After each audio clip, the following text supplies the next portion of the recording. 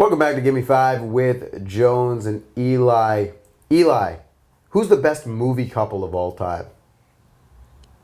There's a lot of good movie couples, Jones. There are. There's a lot. Too many. Far too My many. initial answer here is going to be Ryan Gosling and Emma Stone from La La Land. Oof. So you're endorsing a couple who didn't work out. Yeah, well, that's the beauty of it, I think. And that's the best part of La La Land, is that it didn't end. I mean, I thought when I first watched that movie, what was it, like 2016? I don't know. Something. But there was all the Oscar buzz. Everybody, it's going to win the Oscar, it's going to win the Oscar, it's going to win the Oscar. I first saw it. It was like, this movie's okay. It's good. It's not great. But then the ending happened, and I was like, wow. Like, what an ending. And spoiler, if you haven't seen La La Land, they don't end up together. You've had enough time to see it by now, so don't be mad if you at the haven't seen pod. it, you suck. Right. But I was like, wow, that's just it's so like real. You know, I was like, well, that's real life. Like, right, life's not always about.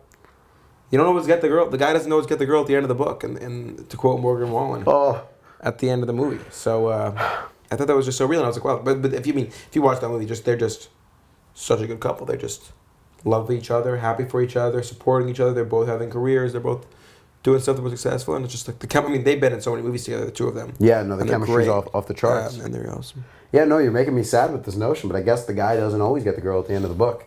My pick, the first thing that came to mind is going to be a scenario where the guy did get the girl at the end of the book, and that's when Harry met Sally. I love how it's an imperfect relationship, because I think those are kind of some of the most beautiful relationships. Well, that's life again. Right, but that's life. But you know, you hear That's stories life. of people. That's life. That's life. You're on top of the world in April. Shot down in May, yeah. but then I'm back on top. Back on top in June. The great Frank Sinatra. Back on track here. But yeah, back to our regularly scheduled programming. Yes, it doesn't always work out, and sometimes it works out like you meet the girl, or you meet the guy, or whatever, and you're just with them forever. But I love this kind of non-linear relationship. We're not together, we are together, we break up, we have like a little, like we hook up, and then we break up again, and then we come back. I love these complicated multi-chapter relationships. I think that's really true love. Well, again, it sometimes. speaks more to humanity, and in movies in general, people want to see things that they can relate to, right? Imperfection. Exactly. And I mean, there's 1% of relationships in the world are like perfect, super linear from the beginning. You meet and you fall in love and you never meet anybody else and you get married, and that's not a representative of the broader population. But even those are not perfect relationships. Right, of course like you don't not. think there's times in those relationships where there's doubts or you're wary or you're sick of each other. Like I feel like that's just the nature of relationships in general. The only thing with La La Land that was a little problematic is in most relationships they don't sing to each other. Well, most real life relationships. So I thought that was a little unrealistic. No, but I still love it. I know what you're getting at, obviously, but I think musicals are so representative of relationships, because you think about like the way singing that kind of music feels, and it does kind of feel like love. So that's like a kind of a beautiful way to express that. Music is like a love language in a sense. It's the love language, yeah. I don't know if it's the. What do you think is what's your go-to romantic music? Like if you're with somebody and you want to play something music to set a romantic vibe, who are you playing? I've stumped him with this one. It's a good question. Yeah.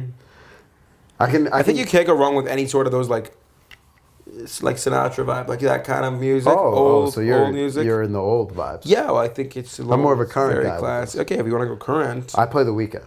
Big Weeknd guy. But that's a different. I mean, you're talking about two different things. What two different things am I talking about? I mean, that's not a vibe for like when you're on a romantic date. Yeah. What do you think I'm referring? I'm just saying I don't know what you think. It's a different kind of music. Yeah. Another couple that I love is. Have you seen Silver Linings Playbook? Yeah. Yeah, Bradley Cooper and Jennifer Lawrence. Jennifer Because that's another one where it's super, super imperfect, and they hate each other for a while, and they yell at each other, and they fight, but it's like that's they one come of my, back, and it's beautiful. It's like, wow, it's like this is just love, man. It's beauty of love, man. Happy Valentine's Day, by the way. Happy Valentine's Day. That's one of my favorite De Niro roles too. He's great in that. He won't let him move from the couch or something. He's great. He's a crazy Eagles super fan. Obsessive Eagles fan. Yeah.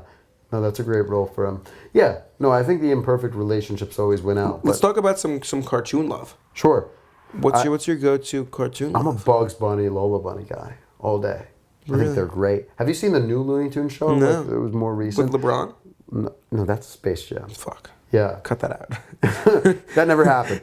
No, but you should watch the new Looney Tunes show. Lola's like really annoying. It's like they live like in real life. Like they have cars and like they yeah, they like go to restaurants. Like it's very like they have jobs. But is that really cartoon then? I guess it is. Yeah, it's a cartoon. So the definition of a cartoon would be tell me. This is a cartoon, right? I would say that's more of like an animation. Well, it's an animation based on real life. Shout out to our lovely artist who did this. Yes. Shout out, Lori. You're fantastic.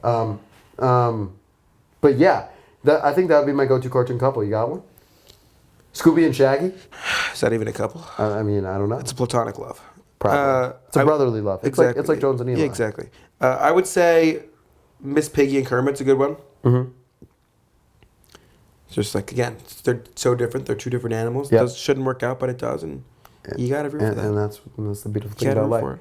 This has been Give Me 5 with Jones and Eli. Remember to follow us on Instagram and TikTok. Please hit that subscribe button on YouTube. And do it. What should they do? They got to suggest. And you got to email us. Pod top. Please email us too. Give me 5pod@gmail.com. Eli, thanks for talking. Always a pleasure, Jones. And I will talk to you soon.